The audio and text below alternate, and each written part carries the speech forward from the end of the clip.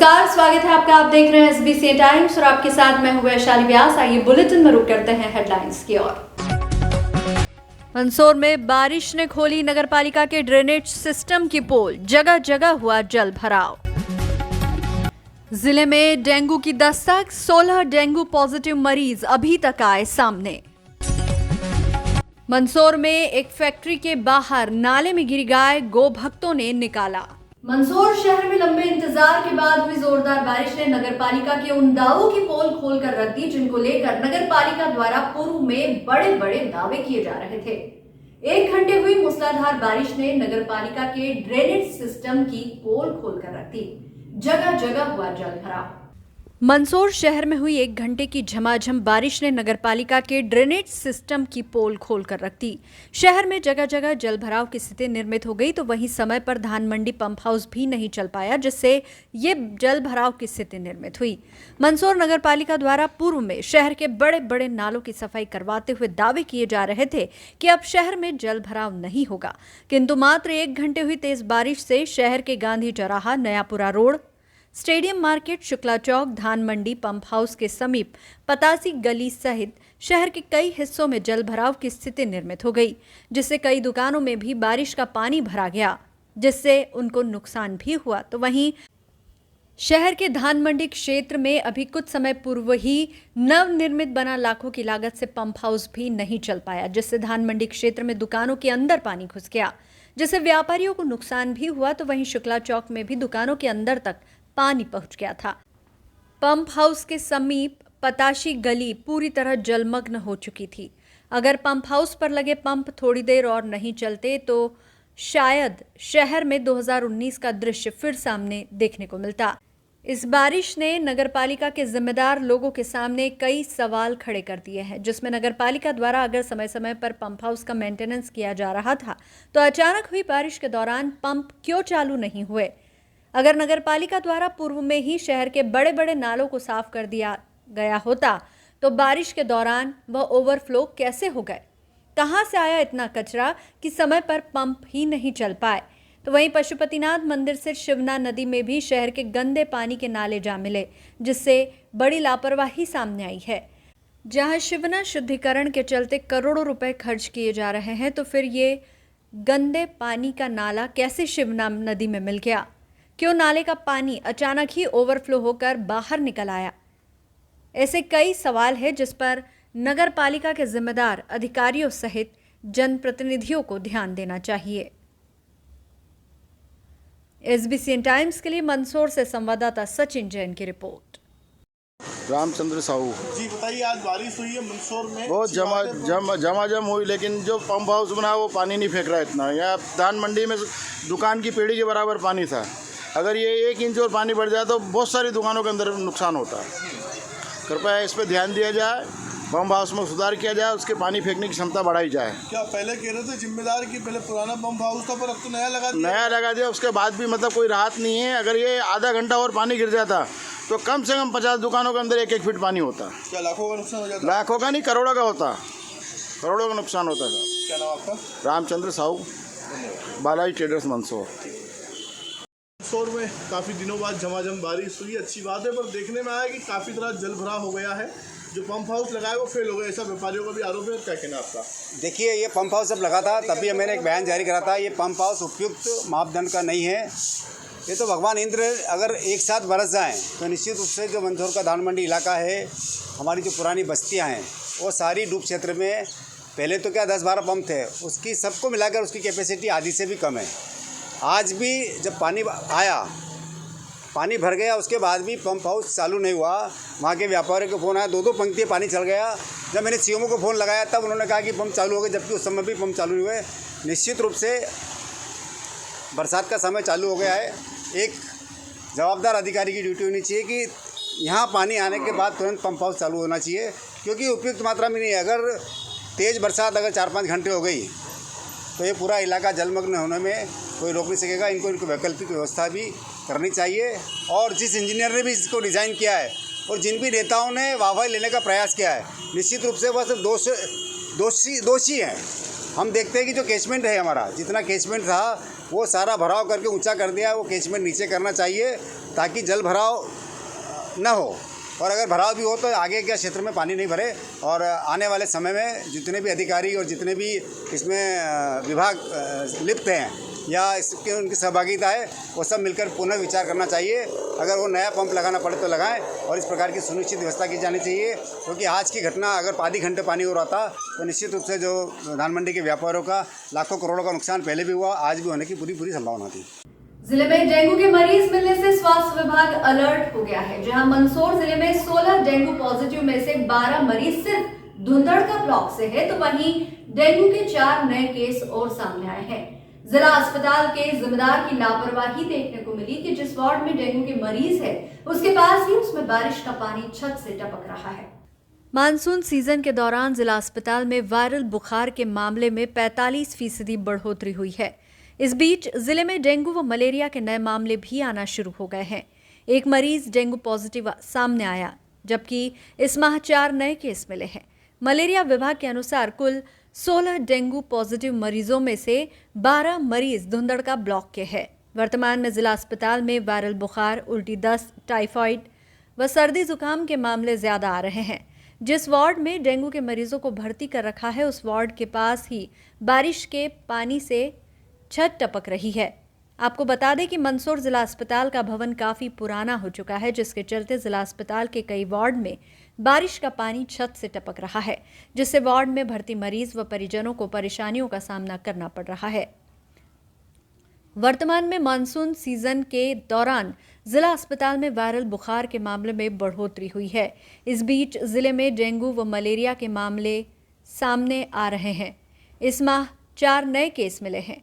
Malaria विभाग के अनुसार कुल 16 डेंगू पॉजिटिव मरीजों में से 12 मरीज सिर्फ धुंधड़का ब्लॉक के ही है। जिला अस्पताल में वर्तमान में वायरल बुखार, उल्टी दस्त, टाइफाइड व सर्दी जुकाम के मामले ज्यादा आ रहे हैं। बारिश के मौसम में खान पान में ध्यान देने की जरूरत है। वहीं मलेरिया विभाग के अनुसार एक डेंगू का मामला नया सामने आया। सरकारी आंकड़ों के मुताबिक इस तरह जनवरी से अब तक 16 पॉजिटिव मरीज सामने आए। इस माह में 4 नए केस मिले हैं। इसके अलावा मलेरिया में 15 पॉजिटिव मरीज सामने आ चुके हैं। इस माह सीतामऊ का एक केस सामने आया है। वहीं धुंधड़का क्षेत्र भी प्रभावित है। निम्बोद गांव के हालात भी ठीक नहीं है।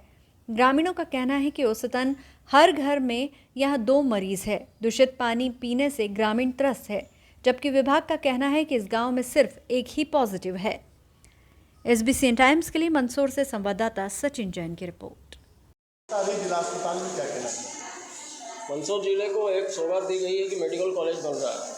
मैं तो मानता हूँ मंदसौर जिला बहुत अच्छा है, पर मरीजों के लिए बहुत हानिकारक हो रहा है। आज मंदसौर जिला चिकित्सालय में छत सामने देखी जाए, ऊपर से नीचे गिर रही है, कभी भी कोई हादसा हो सकता है। साथ ही साथ यहाँ पर एक मलेरिया और जो डेंगू का आज मंदसौर में प्रदूषण चल रहा है, मतलब मंदसौर के बहुत ज़्यादा लोग मलेरिया में पीड़ित हो रहे हैं।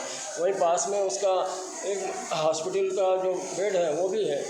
आज पास में पानी गिरते हुए भी अगर यहाँ मरीज मच्छर पैदा होंगे तो वो कहाँ जाएंगे। जब जिला चिकित्सालय में ये व्यवस्था नहीं है तो फिर मैं कैसे मानूंगा कि मंदसौर तहसील या मंदसौर जिले में डेंगू का कोई उपाय किया जा रहा है। मैं चाहता हूँ सरकार से कि जल्दी से जल्द इसका निराकरण करें और ये जो छत टपक रही है और जो पानी गिर रहा है यह मरीजों को सुविधा उपलब्ध कराए, न कि कोई असुविधा उपलब्ध हो।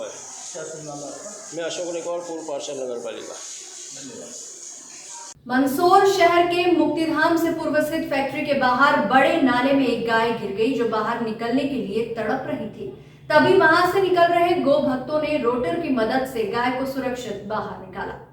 मंदसौर शहर में ऐसे तो कई बड़े नाले खुले पड़े हैं जिनसे आए दिन दुर्घटना होने की संभावना बनी रहती है, तो वहीं ऐसे नालों में अधिकतर बेजुबान जानवर ही गिर जाते हैं, जिन्हें बहुत मुश्किल से बाहर निकाला जाता है। ताज़ा मामला है शहर के मुक्तिधाम स्थित राजाराम फैक्ट्री के बाहर एक बड़ा नाला है, जिसमें एक गाय अचानक गिर गई, जिसे वहां से गुजरने वाले गौ भक्तों ने पहले तो इसकी सूचना नगरपालिका अधिकारियों को दी, किंतु कई देर बाद भी नगरपालिका से कोई नहीं आया, जिसके बाद गौ भक्तों ने रोटर की मदद से गाय को सुरक्षित बाहर निकाला। गौ भक्तों की माने तो इस पूरे मामले में नगरपालिका के जिम्मेदारों की बड़ी लापरवाही रही, जिन्हें सूचना देने के बाद भी कोई भी मौके पर नहीं पहुंचा, जिसके बाद गौ भक्तों ने ही तड़पती गाय को नाले से सुरक्षित बाहर निकाला। SBCN टाइम्स के लिए मंदसौर से संवाददाता सचिन जैन की रिपोर्ट। हिंदू एवं जिला अध्यक्ष ईश्वर सिंह गहलोत जी, यहाँ पर गाय गिरी थी, किस तरह से उसको निकाला गया, क्या कहा? यहाँ पे जो गाय गिरी हुई थी राजाराम नाले में, वो हमारे गौ रक्षक जिसको अपना पद दे रखा है हिंदू वाहिनी से कृष्ण मारू जिला गौ रक्षक, इन्होंने आके यहाँ पे जो भी मदद करी और गाय को निकालने में सहयोग करा है। हम हिंदू वाहिनी हमेशा यही कार्य करते रहेंगे हमेशा, और जहाँ भी गौ माता मुसीबत में आएंगी हम वहाँ खड़े रहेंगे हिंदू वाहिनी पूरी जोर और होश हवास से। किस तरह निकाला गया उसको? रोटर से राजाराम रोटर मंगवाए राजाराम फैक्ट्री वालों ने, जो भी रोटर से गाय को निकाला। नगर पालिका की ओर से कोई कार्रवाई नहीं करी इसके लिए, और हमारे हिंदू वाहिनी के जो भी कार्यकर्ता है इन्होंने गाय की मदद करी और गाय को निकाला रोटर के द्वारा। कृष्णा मारू हिंदू वाहिनी जिला गोरक्षक प्रमुख। हाँ, क्या घटना हुई थी यहाँ पर बताइए। ये एक गौ माता यहाँ नाले में ये गिरी हुई थी, तो मेरे को सूचना मिली, तो मैं और मेरे संगठन के जितने भी लोग हैं हम यहाँ पहुँचे घटनास्थल पे और गाय को निकालने की प्रयास किया, और नगर पालिका वालों को फ़ोन लगाया गया तो उन्होंने किसी तरह की कार्रवाई नहीं की। फिर कैसे निकाला? फिर हमने लोडर बुलाया, राजाराम मिल वालों के अंदर जो ये कार्यकर्ता हैं इन्हों के अंदर से लोडर बुलाया, उसके माध्यम से हमने फिर गौ माता को बाहर निकाला। क्या नाम आपका? कृष्णा मारू जिला गोरक्षक प्रमुख। कारगिल विजय दिवस के अवसर पर नारायणगढ़ में एक विशाल मशाल यात्रा का आयोजन किया गया। ये यात्रा स्थानीय बस स्टैंड से प्रारंभ होकर नगर के प्रमुख चौराहों से होकर सरदार वल्लभ भाई पटेल चौराहे पर संपन्न हुई। भारतीय जनता युवा मोर्चा द्वारा आयोजित इस कार्यक्रम में प्रदेश अध्यक्ष वैभव पवार और जिला अध्यक्ष सुनील पटेल के निर्देशानुसार भव्य मशाल यात्रा और सैनिक सम्मान समारोह का आयोजन किया गया। युवा मोर्चा के जिला उपाध्यक्ष विनीत मुंदड़ा ने बताया कि इस कार्यक्रम में सैकड़ों कार्यकर्ताओं ने शहीदों के शौर्य के सम्मान में मशाल और तिरंगा लेकर पदयात्रा की।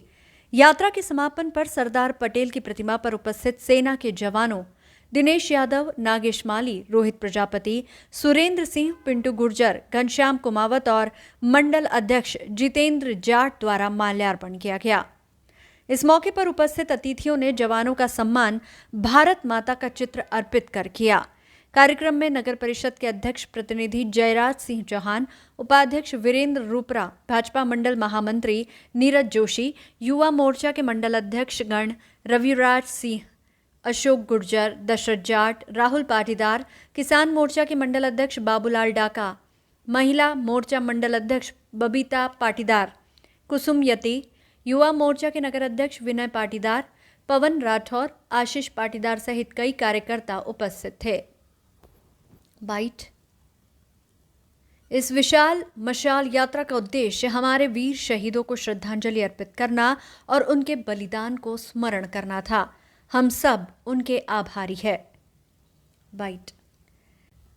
कारगिल विजय दिवस हमें ये याद दिलाता है कि हमारे देश के जवानों ने किस प्रकार दुश्मनों को परास्त कर हमारे देश की रक्षा की। आज की ये मशाल यात्रा हमारे वीर जवानों के प्रति सम्मान प्रकट करने का एक छोटा सा प्रयास है। नारायणगढ़ से SBCN टाइम्स के लिए रमेश पेंटर की रिपोर्ट। आज पूरे हिंदुस्तान में कारगिल दिवस के अवसर पर सभी देश प्रेमियों द्वारा भारतीय जनता पार्टी के निर्देश पर गांव-गांव, नगर-नगर हमारे जो देश में जो कारगिल दिवस 1999 में जो अटल जी की सरकार में जब हुआ था, उस समय जो हमारे जो वीर गति को जो जवान शहीद हुए थे उनको आज हमने श्रद्धांजलि अर्पित करी है। और जो आज हमारे बॉर्डर पर जो जवान हमारी सेवाएं दे रहे हैं और हमारे देश की रक्षा कर रहे हैं उनका हमने मान सम्मान करा है। और आज सभी युवा मोर्चा मल्हारगढ़ मंडल द्वारा है, विधानसभा के सभी कार्यकर्ताओं के द्वारा नारायणगढ़ में मशाल यात्रा के द्वारा पूरे नगर में भ्रमण करके बस स्टैंड से शुरू यात्रा करते हुए हमारे पितृपुरुष सरदार वल्लभ भाई पटेल द्वारा आके यहाँ कर आकर हमने वो उनको माल्यार्पण करा है और यहाँ कार्यक्रम समाप्त करा है। आज 26 जुलाई 1999 को भारतीय सेना ने अपने शौर्य के द्वारा जिस प्रकार से कारगिल युद्ध में विजय प्राप्त करी थी, आज उसको 25 वर्ष पूर्ण हो गए। तो भारतीय जनता युवा मोर्चा के प्रदेश नेतृत्व से आग्रह था कि रजत जयंती, जो कारगिल विजय दिवस की रजत जयंती हर मंडल के मुख्यालय पर मनाई जाए। तो मंदसौर जिले के मल्हारगढ़ मंडल की नारायणगढ़ में आज यह भव्य मशाल यात्रा का आयोजन किया गया। वास्तव में सैनिकों के शौर्य का सम्मान, ऐसी भावना को लेकर सभी भारतीय जनता पार्टी के कार्यकर्ता बंधु हमारे मंडल अध्यक्ष जी के साथ में कदम से कदम मिलाकर और साथ में ही हमारे सभी के गौरव, हमारे अभिमान, हमारे नगर के भारतीय सेना के जो जवान जो अभी छुट्टी पर आए हुए हैं एवं सेवानिवृत्त जवान हमारे साथ में शामिल हुए एवं यहाँ पर सरदार पटेल की प्रतिमा पर माल्यार्पण करके एवं उसके पश्चात सभी सेना नायकों का सम्मान करके इस कार्यक्रम का समापन हुआ। धन्यवाद। विनीत मुंद्रा। शनिवार को शहर के मनासा रोड स्थित जिला शिक्षा प्रशिक्षण संस्थान पर पर्यटन क्विज स्पर्धा का आयोजन किया गया। प्रतिवर्ष की तरह इस वर्ष भी ये प्रतियोगिता मध्य प्रदेश टूरिज्म बोर्ड और DATCC और स्कूल शिक्षा विभाग द्वारा आयोजित की जा रही है। इसमें शासकीय व अशासकीय विद्यालयों के विद्यार्थी हिस्सा ले रहे हैं। स्पर्धा 2 चरणों में आयोजित की गई। पहली लिखित परीक्षा में जिले की पंजीकृत 95 विद्यालयों के हर विद्यालय से 3 छात्र व 1 शिक्षक सहित 4 लोगों ने भाग लिया। लिखित परीक्षा सुबह 10 से दोपहर 12 बजे तक आयोजित हुई। इसके बाद लिखित परीक्षा के परिणाम के आधार पर 6 टीम दूसरे चरण मल्टीमीडिया क्विज राउंड के लिए चयनित हुई। ये प्रतियोगिता दोपहर 2 से 4:30 बजे तक 10 राउंड में हुई। स्पर्धा के लिए जिला शिक्षा अधिकारी कार्यालय से ADPC प्रलय कुमार उपाध्याय को स्पर्धा प्रभारी अधिकारी बनाया गया। इससे पूर्व प्रतियोगिता की शुरुआत मां सरस्वती के चित्र पर माल्यार्पण व दीप प्रज्वलन से की गई। वहीं प्रतियोगिता में मौजूद प्रतिभागियों के साथ उनके शिक्षकों और आयोजकों में मल्टीमीडिया क्विज राउंड के दौरान काफी उत्साह देखने को मिला। विजेताओं को पुरस्कार स्वरूप पैकेज प्रथम 3 विजेता टीमों को मध्य प्रदेश के पर्यटन स्थल पर 2 रात्रि और 3 दिन रुकने और घूमने का अवसर मिलेगा। उप विजेता टीमों को जिले के निकटतम पर्यटन स्थल पर 1 रात्रि और 2 दिवस तक घूमने और रुकने का पैकेज दिया जाएगा। जिला क्विज मास्टर घीसालाल धनगर ने बताया कि संपूर्ण मध्य प्रदेश में पर्यटन गतिविधियों को बढ़ावा देने और विद्यार्थियों में पर्यटन स्थलों ज्ञानार्जन के लिए यह स्पर्धा आयोजित की गई। इसमें बच्चों ने उत्साह के साथ भाग लिया। संयुक्त विभाग पेंशनर संघ निमच द्वारा शनिवार को प्रेस वार्ता आयोजित की गई। ये प्रेस वार्ता शहर के शिवाजी सर्कल स्थित अंबेडकर भवन पर आयोजित की गई। प्रेस वार्ता को संयुक्त विभाग पेंशन के राष्ट्रीय अध्यक्ष बालचंद वर्मा ने संबोधित किया। इसमें उन्हें बताया कि वे लंबे समय से पेंशनरों के हित की लड़ाई लड़ रहे हैं, मगर सरकार उनकी सुन नहीं रही है। इस संबंध में न्यायालय में केस भी लगाया था, जिसका फैसला भी हमारे पक्ष में आया और एक अन्य प्रकरण न्यायालय में चल रहा है। उन्होंने मध्य प्रदेश और छत्तीसगढ़ सरकार पर आरोप लगाते हुए कहा कि केंद्र सरकार पेंशनरों को महंगाई राहत देती है तो मध्य प्रदेश सरकार धारा 49/6 की आड़ लेकर हमें महंगाई राहत 6 माह बाद देती है। इससे पेंशनरों को 6 माह का आर्थिक नुकसान होता है। दोनों सरकारें सहमति के नाम पर कर्मचारियों की मांगों की ओर ध्यान नहीं दे रही है। मध्य प्रदेश सरकार द्वारा उचित मांगों को नजरअंदाज किया गया है, जो निहायत ही उचित नहीं है। संघ ने चेतावनी दी है कि यदि 15 दिन के अंदर उनकी मांगों का निराकरण नहीं किया जाता है तो वे उग्र आंदोलन करेंगे। प्रेस वार्ता की गई, किस प्रेस को लेकर की गई, क्या विषय रखे? हमारे वर्षों से मतलब जो है पेंशनरों की मतलब जो मांगें लंबित चली आ रही है, उन लंबित मांगों के संबंध में हम लोगों ने नया संगठन बनाया और हमारा ये संगठन कुछ 6 महीने तो हम लोगों ने बिना संगठन के ही हमने काम किया और शासन को लिखते रहे। फिर हम लोगों ने 3 जनवरी को हमारा संगठन तैयार हुआ और उन 3 जनवरी के बाद फिर हम लोगों ने 9 जनवरी को हम लोगों ने 8 सूत्री मांगों के संबंध में शासन को लिखा। उन 8 सूत्री मांगों को लेकर के फिर हम लोगों ने कार्रवाई चालू करी और उन्हीं के आधार पर हमने न्यायालयीन कार्रवाई करी और न्यायालयीन कार्रवाई में भी मतलब अवमानना तक प्रकरण पहुंच गया। फिर भी शासन की कान पे जूं नहीं लग रही। ऐसी स्थिति में फिर हम लोग ये चाह रहे हैं कि कम से कम अब हम लोग ज्ञापन के माध्यम तो ज्ञापन हम दे नहीं सकते अभी भी, जब तक कि हमारा निर्णय नहीं हो जाता। नया कोई नई चीज़ आएगी तो हम दे सकते हैं, पर जो पुराने बिंदु पे पर शासन कोर्ट में जा चुके हैं तो कोर्ट की निर्णय नहीं होगा। जब तक कोर्ट का निर्णय नहीं होता तब तक हम नई बिंदु नहीं कर सकते, पुराने बिंदु पे नहीं ले सकते। इसलिए हम लोगों ने आज प्रेस वार्ता रखी और उस प्रेस वार्ता के आधार पर हम ये चाहते हैं कि शासन तक हमारी बात पहुँचे कि अभी तक निर्णय क्यों नहीं हुआ और अवमानना तक प्रकरण क्यों पहुँच पाया, प्रशासन क्यों नहीं सुनना चाहती है। क्यों इतनी इतनी निष्ठुर हो गई है, मतलब शासन की, मतलब पेंशनरों की सुनना नहीं चाहती है। क्या क्या आर्थिक रूप से और किस प्रकार आपको नुकसान हो रहा है, क्या परेशानी हो रही है? सबसे बड़ा हमारा आर्थिक नुकसान हो रहा है कि जब भी केंद्र सरकार मतलब घोषणा करती है महंगाई राहत की, किंतु हमारे को मतलब ये 6 महीने बाद, कभी 8 महीने बाद इस प्रकार हमारा महंगाई राहत की घोषणा करती है मध्य प्रदेश सरकार। और ये मध्य प्रदेश सरकार और इनका एक सबसे बड़ा है कि आप मध्य प्रदेश और छत्तीसगढ़ सरकार दोनों ने मध्य प्रदेश पुनर्गठन आयोग 2000 धारा 49(6) की आड़ ले लेते हैं, और उसके तहत फिर हम लोगों को कभी 6 महीने का, कभी 8 महीने का इस प्रकार हमको नुकसान पहुंचाया जाता है, और आपसी सहमति का आड़ ले ली जाती है। इसलिए हम लोगों को हमेशा कभी 8 महीने का, कभी 6 महीने का नुकसान होता आ रहा है, जिसके कारण किसी को 2000, किसी को 5000 का, किसी को 3000 का, इस प्रकार हमारा सबका। शुक्रवार सुबह 6 बजे ग्राम भाटखेड़ी से राजस्थान के प्रसिद्ध धार्मिक स्थल जोगणिया माताजी धाम तक 3 दिवसीय पैदल यात्रा रवाना हुई।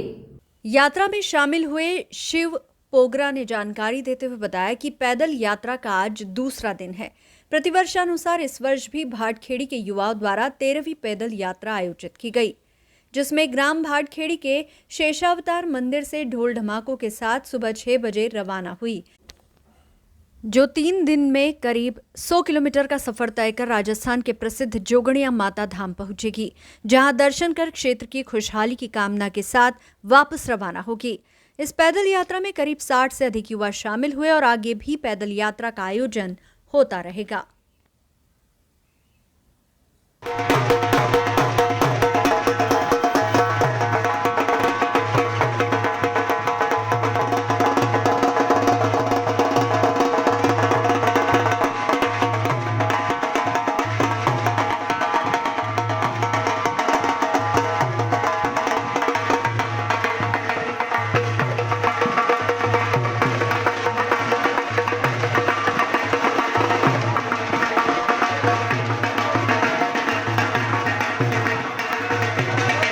इस बुलेटिन में फिलहाल इतना ही। लगातार न्यूज अपडेट्स के लिए देखते रहिए SBCN टाइम्स।